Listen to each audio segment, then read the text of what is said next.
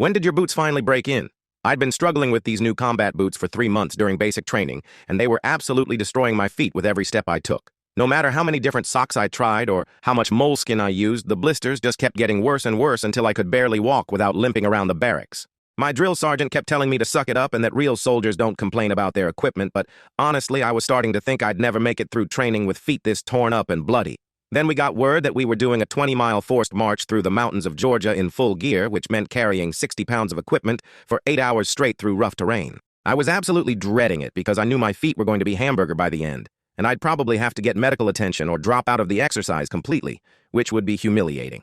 The night before the march, this older sergeant named Rodriguez, who'd been in the Army for 15 years and served 2 tours in Afghanistan, pulled me aside and asked to see my boots. He took one look at them and said, "Son, you've been lacing these all wrong," and showed me this special technique his grandfather had taught him during the Vietnam War decades ago. Rodriguez spent 20 minutes teaching me how to lace my boots properly to support my arches and prevent the heel slipping that had been causing most of my blisters and constant pain throughout training. He also gave me some special powder for my socks and told me to change them halfway through the march, which I thought was weird, but I trusted his experience and wisdom. The next morning, we started the march at 0500 hours, and for the first time in months, my feet felt completely comfortable and secure in those boots, like they were made specifically for my feet. 6 hours into the march, when everyone else was complaining about their feet hurting and developing new blisters, I realized mine felt better than they had since I got to basic training. By the time we finished the 20-mile march, my feet were tired, but not a single new blister had formed, and the old ones were actually starting to heal properly for the first time.